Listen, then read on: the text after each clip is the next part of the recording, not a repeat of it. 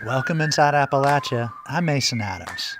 Today we'll hear from two African American women who challenge stereotypes about Appalachia through their writing. We hear from poet Nikki Giovanni. You have to say, are we engaged in the questions of our time? And are we working, if not to the best of our ability, to some of our ability to try to solve it? And writer Crystal Wilkinson, one of the founding members of a group known as the Affrilachian Poets.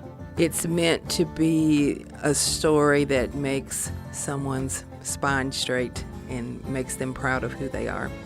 And a punk musician discovers a legendary luthier and learns to build banjos. I just felt that, it was important for this, rad, 97-year-old man to know that, somebody is carrying on, this tradition in the same workshop that he was. You'll hear these stories and more this week Inside Appalachia.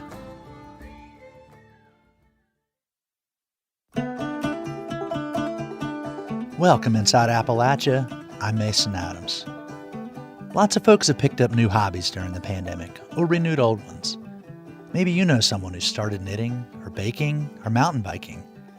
Well, for many of us, those hobbies have a way of turning into passions that play out over years and sometimes decades. Today, we're sharing stories about people with different passions. Poetry, music, making hot dogs, to name a few. But who have all touched others with their dedication to their craft.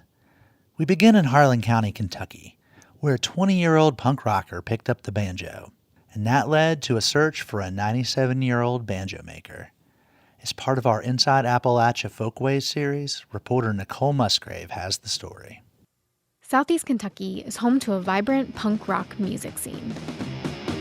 On the big fun! Do it like that! That's the band L.I.P.S from Harlan. They used to play out a couple times a month, but they had to stop playing live shows because of COVID-19.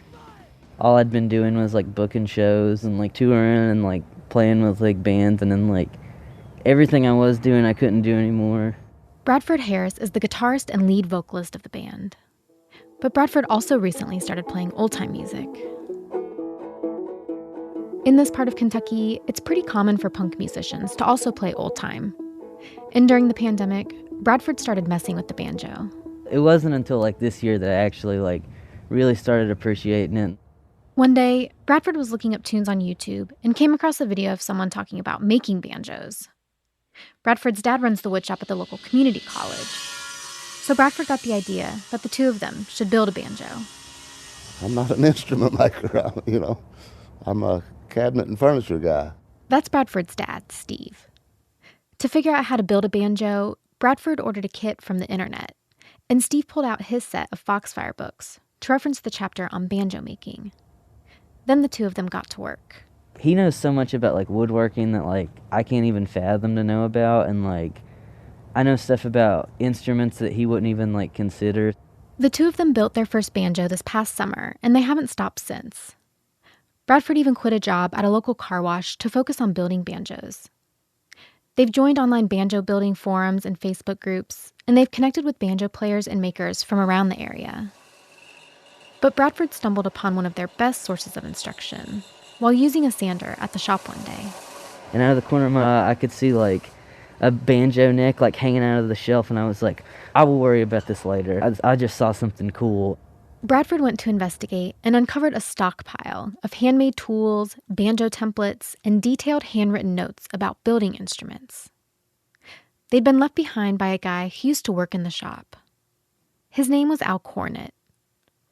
Al retired years ago after working at the college as an instrument builder and teacher. He would write down things that I would have never thought about. You could tell he was writing down years of experience, and his drawings are superb, and although he hadn't been in that shop for 15 years, he's been one of the most monumental people in me learning how to build.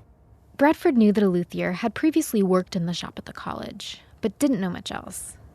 I just heard about him, and and somebody was I doubt he's still alive, and I was well, it's worth checking. Bradford started asking around the college to see what people knew about Al and where he might be. But all anybody knew was that if Al was still around, he was probably in his 90s. Undeterred, Bradford posted on social media looking for more information. And somebody was like, yeah, I know Al, I go like check on him every now and then. And I was like, this is it. I was like, the search begins. With confirmation that Al was in fact still living, Bradford was determined to meet him. Finally, after several weeks of searching and trying to get in touch with Al, How old were you when you started building instruments? Bradford was able to visit with him. They sat down in Al's living room, and a friend recorded the meeting on video.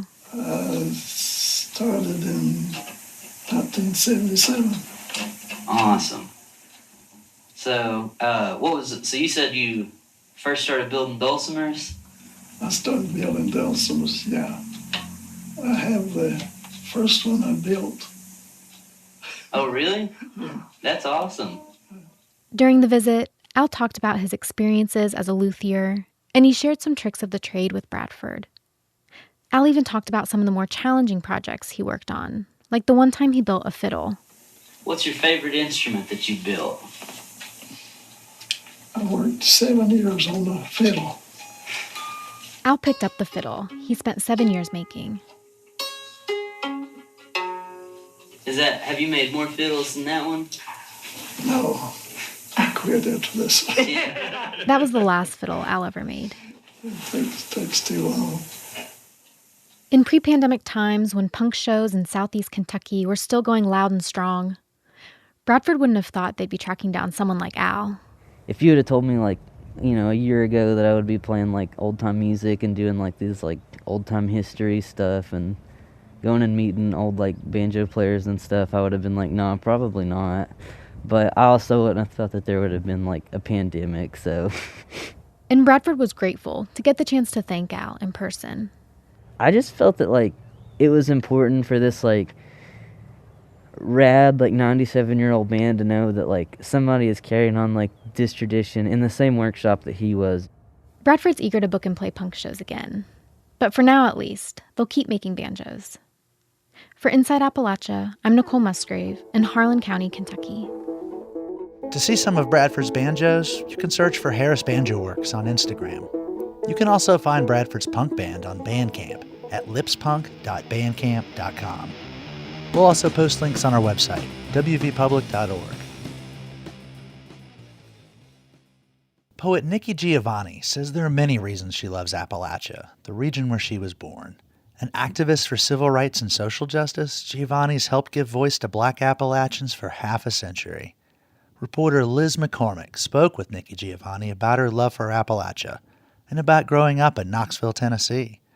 From the Inside Appalachia archives, let's listen to their conversation, which begins with Giovanni reading one of her poems called Knoxville, Tennessee. I always like summer best. You can eat fresh corn from Daddy's garden, and okra and greens and cabbage, and lots of barbecue and buttermilk and homemade ice cream at the church picnic, and listen to gospel music outside at the church homecoming, and go to the mountains with your grandmother, and go barefooted and be warm all the time, not only when you go to bed and sleep. I'm a Knoxvillian by birth, and I spent most of my summers with my grandmother, and then I actually moved in with my grandparents. So yeah, I love this.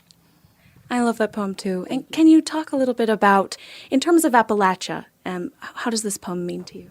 I just love it because, there was always a garden. You always had something that your parents were growing, and I grew up being used to or having gardens, and of course I grew up also cooking with my grandmother.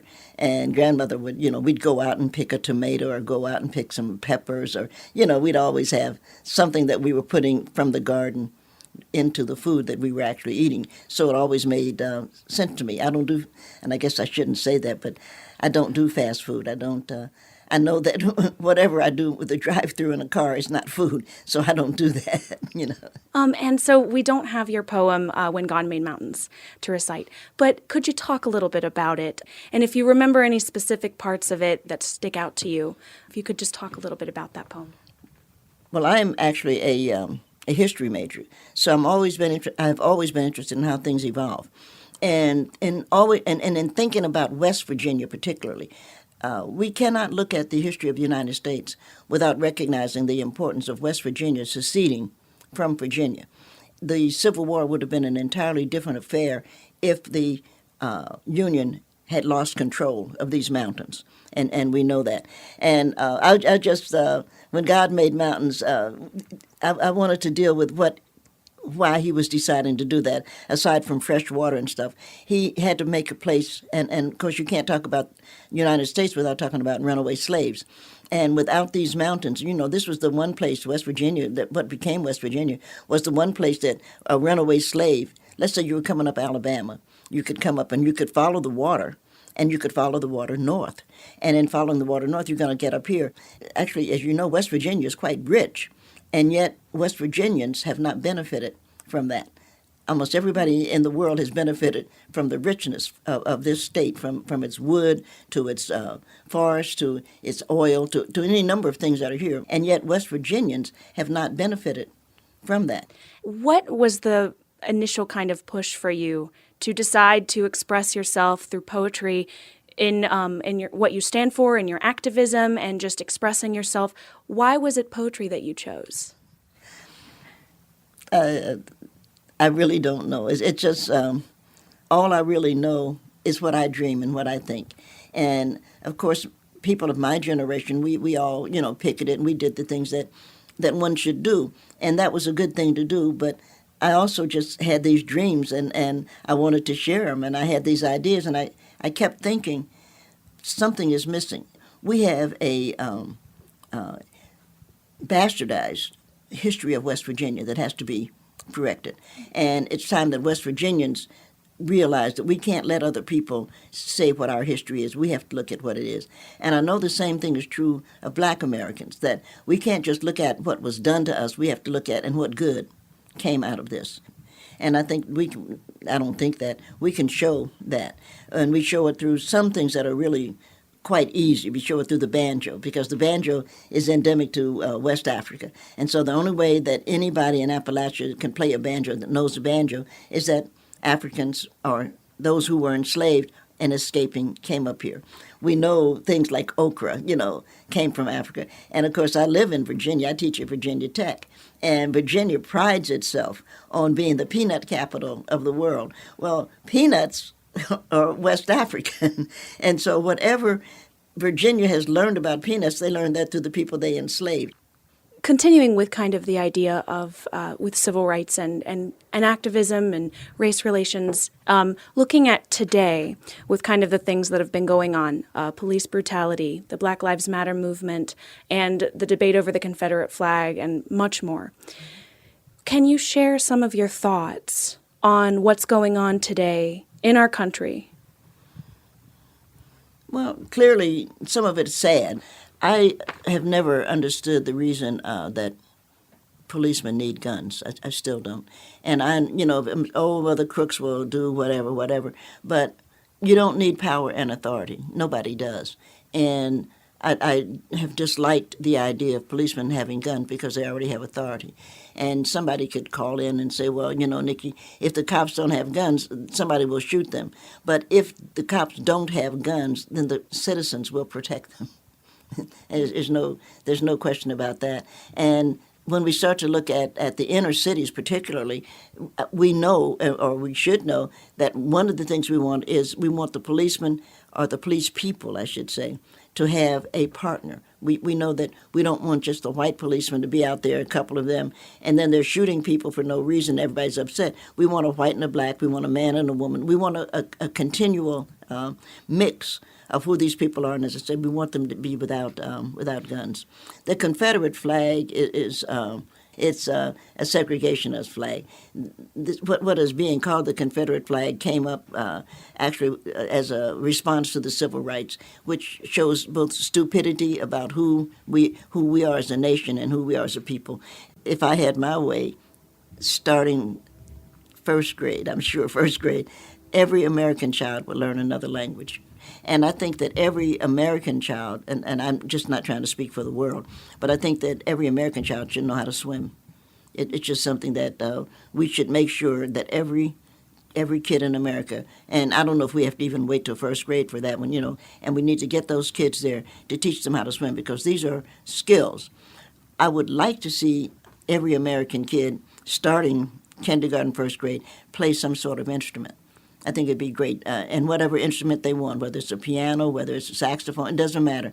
And in a generation, we would have an American child that could go any place on earth and be at home. Do you think, compared to when you started in the civil rights movement back in the 60s, how do you feel about of today, what's going on today, to what you were working on back then? Life is always about the going forward. And I think that I grew up in segregation. And it was really, I had to laugh. I was in Knoxville, Tennessee, I don't know now, 5 years ago, it's been a while. And I was invited to speak at the Tennessean Theater, which is there on Gay Street. And it's now historic. But it was so wonderful because I remember when I wasn't during the era of segregation, you weren't allowed. But you can't compare what we did 100 years ago or what we did 50 years ago and how we're doing it. You have to say, are we engaged in the questions of our time? And are we working, if not to the best of our ability, to some of our ability to try to solve it? I think that has to be dealt with. I'm a big fan of Black Lives Matter because a lot of people have been casual about Black lives. So one lady up in Connecticut said white lives matter too, but nobody said that it didn't. That we've been casual about what happens with Black kids and with Black people. We can look at our prisons and see we have just too many people in prison. And the thing that makes America, and I don't think we're great now, but I think we are on the cusp of a greatness. The thing that makes us potentially great is that we are allowing human freedom. That we are in 21st century, we're saying, yeah, you should be able to make some decisions about your life, and I should step back. As long as you are a law-abiding citizen, you have a right to live your life. And it's so basic. It has nothing to do with what other people think, because when other people don't like it, they don't have to deal with it. It's that simple. In your speech at Shepherd University, you had mentioned Appalachian happiness is very important. And I wanted to ask you to explore that a little bit more and tell me why you feel that way. Well, the thing that I admire, I don't know if the term is going to be most, but certainly way at the top of my list, is I admire the fact that you stand for freedom. And I admire the fact that we in Appalachia, and I'm going to include myself in that, have a concept of enough. And that's a concept that we are going to have to actually be able to share and spread across this country, because right now nobody has an idea of enough, which is why people are really being crazy to say, I want to be a billionaire. But actually, $1 million is enough, maybe even something lower than that. But we in Appalachia have an idea of enough, that this is, I'm satisfied, I'm pleased, I have a family, I have a decent house, I'm warm, whatever it is, we have a concept of enough. And that idea that Appalachia brings to us, and Appalachia brings it to our country, that idea is what has to permeate America. And I'm pretty sure I know the answer to this already, but I'm just going to ask it anyway. Do you feel like you're an Appalachian? Well, I'm a Knoxvillian by birth, so yes, I am. I don't have any problem with being an Appalachian, but I'm also an American, and I'm also an earthling. And when we look at West Virginia, we are also looking at the future, because almost everything that has to do with space has come from people from this state. And I think that, again, sitting at night in the dark sky watching it, this is where the dreams come from. And so our rocket people, you can look at how many of our rocket people are West Virginians who have come from here. They said, well, some want to be an engineer, some want to be poets. You need both. If we're going to go to Mars, you're going to need both. Again, that was poet, activist, and children's book author Nikki Giovanni, speaking with reporter Liz McCormick in 2015. Giovanni teaches writing at Virginia Tech and lives in Blacksburg, Virginia. That's not too far from where I've spent the last 2 decades, and I've got to say, Giovanni is a legend in this area. She's a national treasure for many reasons, but one that speaks to me was her response after the 2007 mass shooting at Virginia Tech. I was a reporter at the Roanoke Times when that happened in 2007, and I will always remember Giovanni's poem from Virginia Tech's convocation the day after the shooting. We will prevail, we will prevail, we will prevail. We are Virginia Tech. Giovanni's writing and activism across the country and here in Appalachia began in the 1960s, giving voice to people too often left out in conversations about our region. Next, we're going to hear from a woman who is continuing that work, along with a group of writers who call themselves the Affrilachian Poets. Crystal Wilkinson grew up in Kentucky with her grandparents. Back in 2019, she spoke with Liz McCormick about her experience being Black in Appalachia and how it's influenced her passion to write. Wilkinson began by reading one of her short stories from her first book, titled Blackberries, Blackberries. This short story is called The Wanderer. Many a night, Javeda would lie on her back and be lulled by katydids and whippoorwills, speaking to one another in the pitch of the Casey Creek night. A cool breeze would rustle her nightgown, and she would lie still and awake, paying close attention to the quiet of the darkness, the leaves rustling in the air like a woman's skirt tail, the dampness of the night, the chirping of a far-off bird. She'd make hand puppet shadows on the yellowed wallpaper as the moon shined its fullness into her bedroom window. Sometimes, with her nose pressed against a mason jar full of lightning bugs, Javeda would watch the blue-green fluorescent off and on glow and set to thinking. She would wonder why white folks seem to have life so easy and why black folks seem to have so many stumbling blocks. After all, as Granny Teen said, we was traveling through the exact same life as them. Sometimes she even wondered what it'd be like if she rose up in the morning a white girl like Paula, who lived at the end of the gravel road, all fragile-like with bone-straight hair, jet black like Brownie's mane and tail, like some fragile china doll, spending her time sitting somewhere just looking pretty with people, both grown and children, making a fool over her. And that hair she got, all straight and easy on a comb. Javeda wondered how'd Paula feel wedged between the sturdy legs of her grandnan or Granny Teen while her locks were being coaxed into behaving. Javeda guessed the flip side of that coin was that maybe, just maybe, Paula would never know the love that comes out of them hour-long combing spells, be it grandnan or mama or Granny Teen who was doing the combing. That's how Javeda got to the heart of all her women folk. That's where souls got transferred. That's where knowledge was passed on. She liked that time between sturdy black legs, feeling the love being greased into her scalp. And what kind of patience could a 15-minute hair combing learn you anyhow? Javeda guessed if she didn't wake up black as pitch every morning that maybe, just maybe, there wouldn't be no need to be digging that deep all the way down to the soul for strength. She figured that if her skin wasn't blue-black, she'd have to learn to laugh from her mouth and not from her belly. Javeda decided that she wasn't even sure if she'd appreciate the beans and turnips on the table if she didn't help pick 'em for herself. And Granny Teen and Grandnan always said that a girl who won't work don't deserve no good, hard-working man. Finally decided that every morning God blessed her with she'd wake up black so she'd have to learn to deal with it, everything that came with it.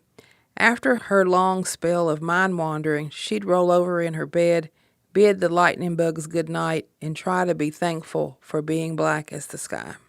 What was the message you really wanted to convey in that particular short story? Wow, it's been so long since I wrote that, and it's a piece that I rarely read, so I'm glad that you asked me to read it.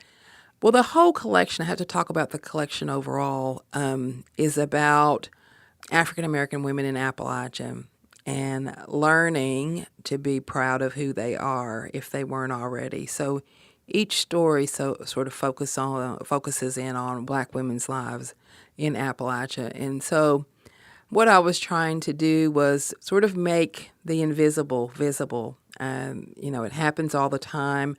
The Appalachian stereotypes are rampant throughout the country. And then I think if you're African American on top of that, people don't think we exist. It happens all the time, no matter where I'm at in the world. And I tell people I'm from Appalachia, and they go, "What? Really? You're from Appalachia?" I didn't realize that there were black people in Appalachia. So it's meant to be a story that makes someone's spine straight and makes them proud of who they are. In looking at all of your writing, is that sort of why you started to write as an Appalachian writer, to sort of drive that message? Yes. I mean, I think in the end, that was the reason why I write. I think in the beginning, it was just sort of a calling. I could almost compare it to being called to preach or called to be a musician. I've just always been a writer since I was a child. And before I started dealing with more complicated themes, I was just writing because I thought I had to. And in fact, at the beginning of my writing, I wasn't writing about Appalachia at all. I was just really trying to write about New York, places that I hadn't been as a child. So it was always thinking outward during those early years. And then after I went to college and I began to think about where I'm from, and no longer in a shameful way of being ashamed of being country, is what we called ourselves, then I began to explore the wonder and the magnificence of being from Appalachia and began to use those themes in a particular way. How do you feel the world's perception of Appalachia is these days? And do you feel like the stereotypes are having less of an impact? Well, I think the image is harmful. It's amazing to me. I was doing some math and realized that I've been a part of the Affrilachian Poets for almost 30 years now. And so we've been doing this work for almost 30 years. Appalachian Studies Association and all these other organizations have done work for even longer. Like, we've all been working so hard to combat stereotypes of Appalachia. And then it's disheartening somewhat to find that they still exist, that people still think of the region only as one in one particular way, and they think of it as negatively. And any sort of Appalachian stereotype that you can think of, there are people in other regions of the country that still think of us that way. So it's painful, and I feel like we're all sort of still having to preach the gospel. I'm hoping that at some point we won't have to, but we still have a lot of work to do toward that. And kind of looking at tackling those challenges of stereotypes, what are some ways that we can do that in terms of celebrating Appalachia? Well, I think just continue to tell our stories to show the world our humanity, because that's what it's about. Like, when you place someone in a category of a stereotype, you're not seeing people as real human beings with complexity and originality and humanity. So keep putting our stories out in various ways, whatever those individual stories are. I think will continue to show the diversity of the region. We're all very tight-knit, but it's not one monolithic, one-eyed view of the world, and that we are very rich, very diverse, very complex, and filled with humanity and love. That was author Crystal Wilkinson, who grew up in Kentucky and is one of the founding members of a group of black writers called the Affrilachian Poets. She has a new book called Perfect Black, set to be released from the University of Kentucky Press in August. Up next, we'll hear from a man who helped pioneer the skiing industry in West Virginia, and we'll remember Russell Yan, known throughout the Mountain State as a notorious hot dog seller. That's coming up in just a minute. You're Inside Appalachia. I'm Mason Adams. We'll be right back.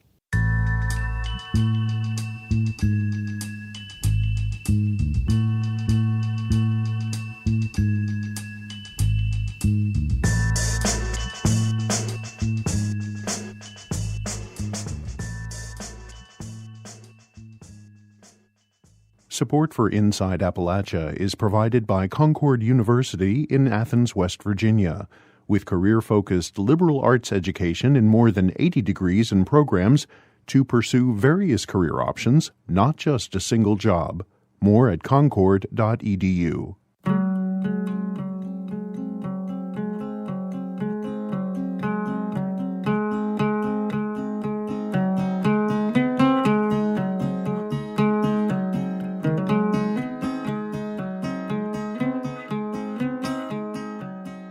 Skiing took off in West Virginia in the 1950s when a ski area was developed on Cabin Mountain in Canaan Valley. Today, there are 6 ski resorts. John Lutz, a native of Parkersburg, was a huge part of developing the industry in the state. He's been recognized as one of the country's top ski instructors. He developed one of the first blind skiing programs, brought a professional ski racing series to West Virginia, and created opportunities for thousands of people to ski in our region. But before all that, Lutz left West Virginia for a bit, skiing in Vermont and out west. But, as he told my co-host Caitlin Tan, he found himself missing home. So I decided to come back to West Virginia, and I drove up to Canaan to check it out, and take a couple of runs, and drink a beer. And apparently I must have had too much to drink, because when I woke up 18 years later, I was married, had 3 children, and was a ski area manager. It was kind of a whirlwind. But anyway, that's how I got into it. I started out as an apprentice instructor at Canaan, and ended up staying there for almost 20 years, and then moved over to Timberline and worked there for the next 27 years. But I've been in the ski industry for just about 50 years now. And wow. That's it in a nutshell. So, John, you said you went north and then you went out west initially, which both areas have completely different kind of skiing and snow opportunities than what you might find in West Virginia. What brought you back? What made you decide to stay in West Virginia? Well, basically, I just love West Virginia. It's my home, and this is where I wanted to live. So I came back, and the fact that skiing has started was a main part of that. Otherwise, who knows? I might be out west today. You were involved with the ski racing teams, correct? Yes, I started the junior ski racing in Canaan in the late 70s, and that program is still running today. There have been hundreds and hundreds of young skiers gone through that program, and have ended up racing, practically all over the country.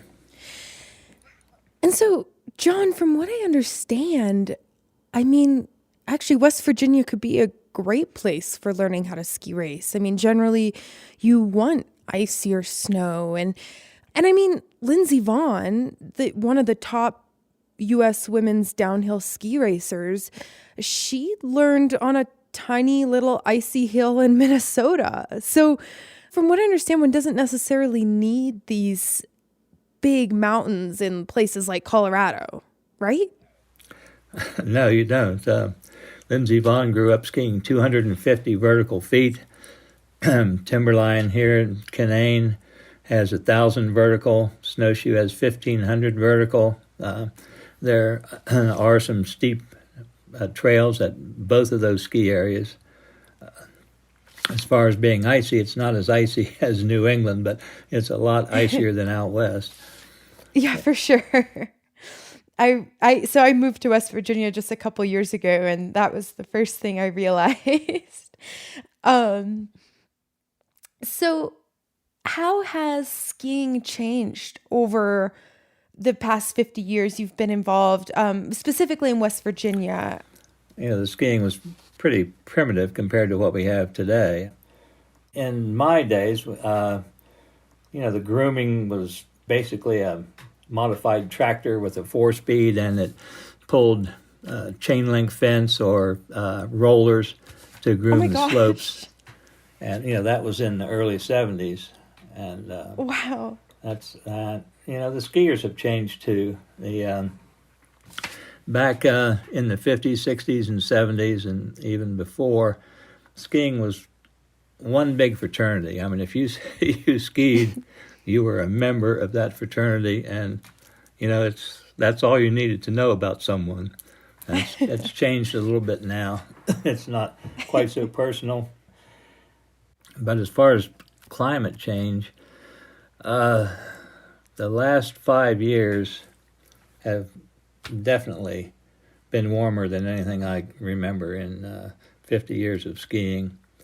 I always used to say I've never seen 3 bad winters in a row. Well, we had 5 bad ones in a row. But this year so far, I mean, the skiing has been excellent. I'm really happy to see the operators and the skiers get this kind of a winter again.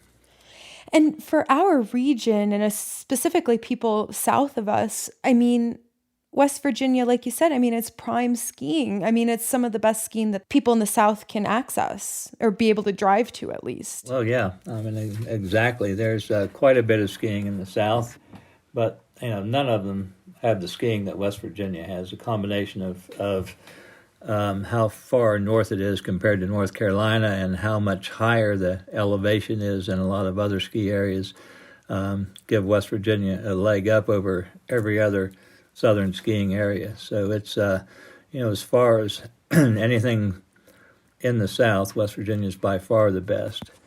I would put it up against anything south of New England and upstate New York. It's Wow. Skiing here is definitely quality. And John, can you kind of talk about, at least in my experience, it feels like there is kind of a magic to skiing almost, it's like you're floating downhill on skis, and there's nothing quite like it. It's such a unique feeling. Well, I mean, it is a one of a kind feeling. It's really freedom. It's probably as close as you can come to flying, without being a bird or being in a plane, and it's much more free than being in a plane. To me, there's nothing else in sport like it, and it's just, I mean, it's so beautiful out here in the winter. It's, you get a cold day, and there's hoarfrost sparkling in the sun and the air, and there's rime on the trees, and everything is just glistening and white. And if the sun's out, it's the sky is blue. I mean, the whole world is just glistening white and blue, and it's just the cold air on your face. It's really exhilarating.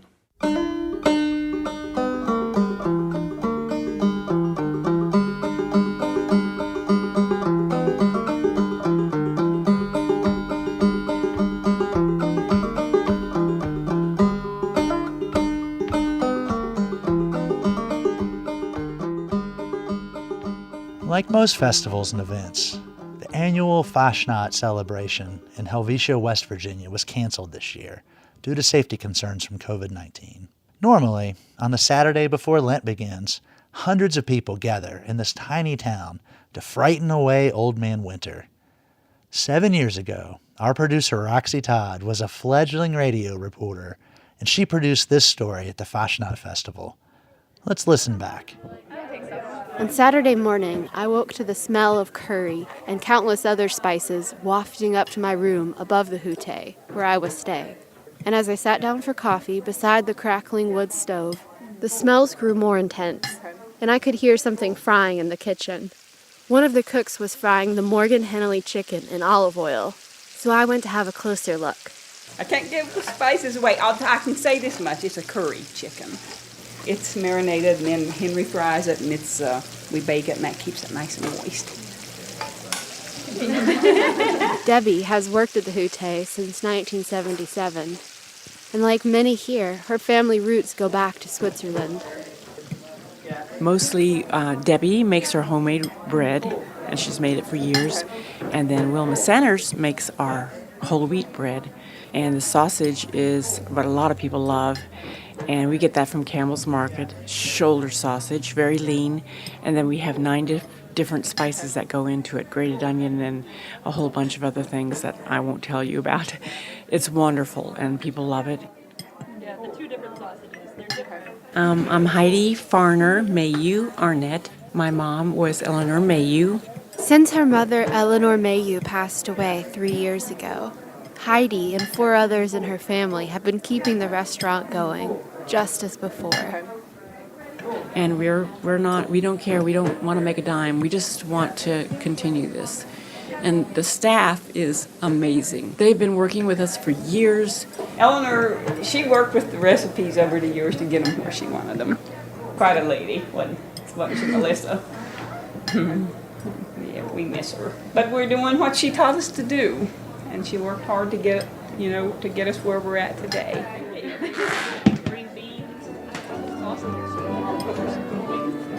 Preserving the old ways of cooking Swiss foods wasn't the only tradition that Eleanor Mayhew helped inspire here.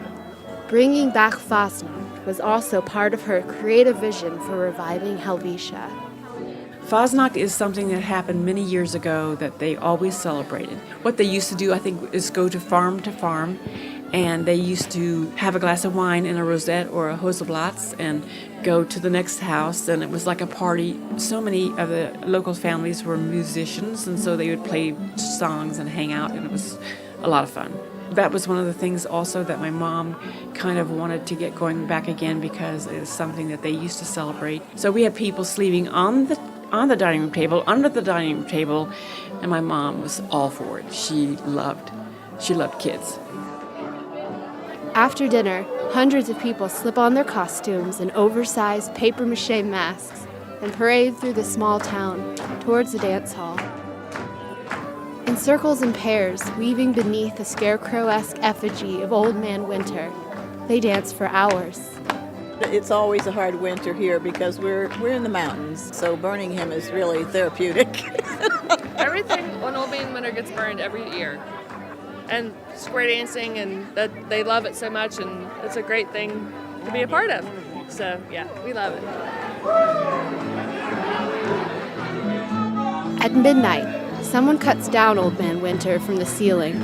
Hallie Martin of Elkins Middle School is given the honor this year of hauling Old Man Winter onto the bonfire, amid cheers and howls from the crowd.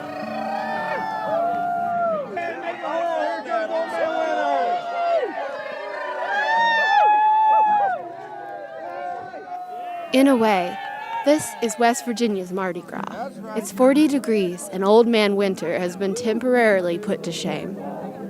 Some of the local people begin to sing John Denver's Country Roads, and somebody throws a dead wild boar they found nearby onto the fire, and the flames grow higher. Maybe the burning of a wild boar and the singing of country roads will become new traditions, blending with all the others of Helvetia. It's for the next generation to decide what comes next here, anyway. You know what I like about Helvetia is that you can be who you are. I love Helvetia people, and I'm Pickens people and Czar people. They're the purity of just being who you are. It's a freedom. You know, you're very free out here to be who you are.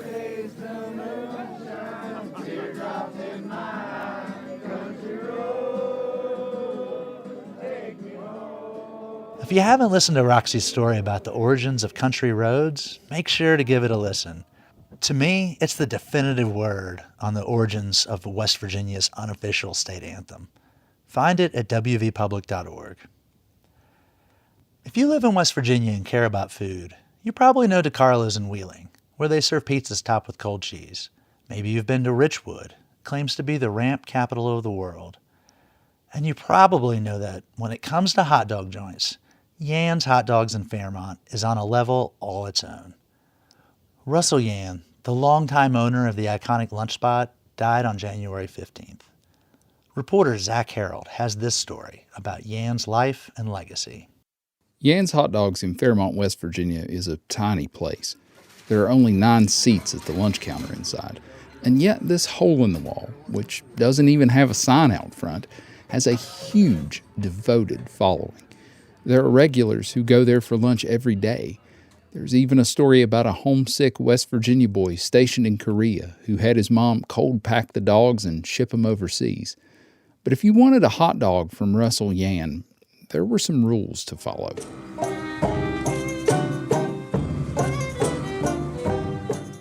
The hot dogs came with 3 toppings: mustard, diced onion, and Yan's special spicy sauce. You could ask Yan to leave any of those things off, but for goodness sakes, don't ask for anything extra. I mean, you would never say ketchup. U.S. Magistrate Judge Michael Alloy used to practice law in Fairmont, so he knows the rules well. If you said ketchup, you might as well just leave the place. I mean, all the regulars, their heads would pop up, and you just didn't say ketchup. And it may be a felony in Marion County to have requested coleslaw on the hot dog. Russell was so adamant about making these hot dogs and making them his way that he'd get kind of gruff if customers tried any funny business. After he passed, the Marion County Convention and Visitors Bureau shared a photo of him that kind of captures this. It's a photo of Russell standing behind the counter at Yan's just like he did every day. He's a smallish guy with white hair and glasses, dressed in a white polo shirt and a white apron. There are 18 hot dog buns laid out in front of him, ready to be filled and served to customers, and he looks, honestly, a little miffed that someone has taken his photo. But really, that gruffness was just Russell's sense of humor. Marion County Sheriff Jimmy Riffle worked for Russell for over 20 years and got to see the man behind the act. Yeah, if there was a fire in a community, usually when the firefighters got back to station, there would be hot dogs and drinks for them. He had a routine of every Tuesday sending hot dogs and drinks to the West Virginia State Police, because that was the day back then when they gave driver's exams, and a lot of times they didn't get out of the office for lunch. If there was a bad wreck or the police departments were out and the rescue squads were out, that whenever they got back to station, there was always something for them. Russell showed that kind of courtesy to all his customers. If you'd gone in there more than once or twice, he would remember your order. Customers would just come in, sit down, and we knew what they wanted. He'd make them. I'd set them in front of them. He was known to occasionally sneak Little Debbie snack cakes in with kids' orders, and he took the hot dogs on vacation with him. He used to make trips to Disney World in Florida. He would take stuff to make hot dogs there and make them for the staff and the workers in Disney World. Aside from those Florida vacations, Russell was a constant presence at his restaurant, even as he got older and his daughter Kathy returned home to help him run the place. I called her up at the restaurant to talk about her dad. Well, truly, he didn't know anything else. He came from an Italian family that worked hard, and he'd never really had any hobbies or anything, so he always said, what would I do if I stayed home? I wouldn't do anything. I wouldn't have anything to do. So he came to work, and he loved it here. This was his home. This is what he knew, and he enjoyed the people, and it's just the type of person he was and the background he came from. Then, of course, the COVID-19 pandemic hit.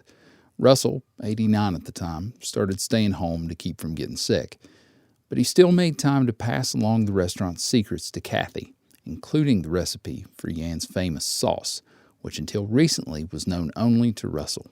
I moved back here with my dad when my mother passed away, and then my promise to him was that I would keep it going. So that's what I'm doing. The restaurant wasn't open for several days following Russell's death. A sign hung on the door, closed, family emergency. Per his wishes, there was no public funeral. But by the end of January, Kathy had the place back open. And ever since, Yan's has been swamped by folks coming by to get a few hot dogs and pay their respects to her dad. I can't even begin to tell you how busy we've been. And then that's the people outpouring their love back in. I don't think he knew the impact that he made on the community. He just did what he thought was the right thing. And everybody thought he was gruff and had a rough exterior, but he was really, really a soft at heart. You didn't forget him once you met him. That's Sheriff Riffle again. He'll be missed, not just by family and friends, but, the community in general. It's just one of those things when somebody passes that there won't be another one. For Inside Appalachia, I'm Zach Harold.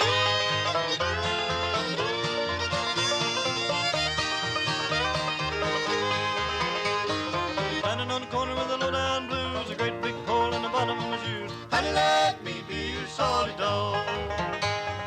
Let me be your solid dog, or I won't be your man at all. Honey, let me be your solid dog.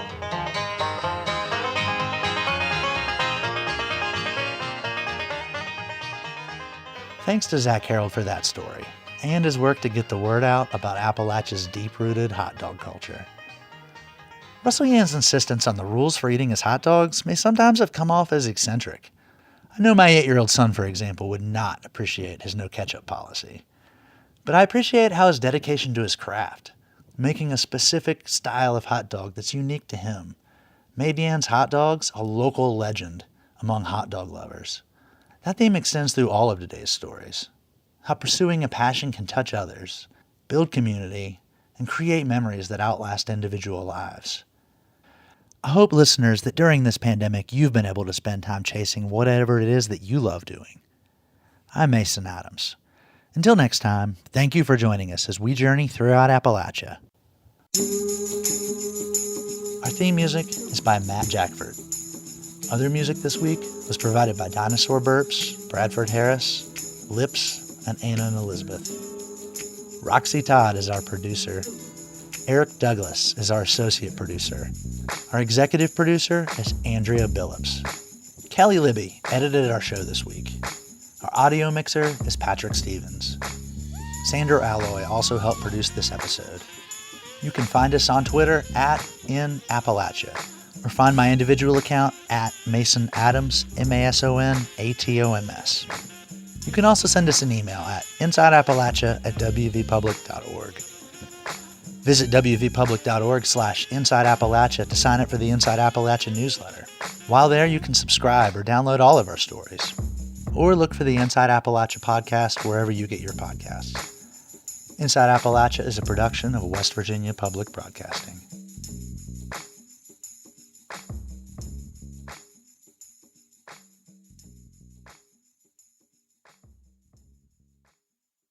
Support for Inside Appalachia is provided by Concord University in Athens, West Virginia, with career-focused liberal arts education in more than 80 degrees and programs to pursue various career options, not just a single job. More at concord.edu.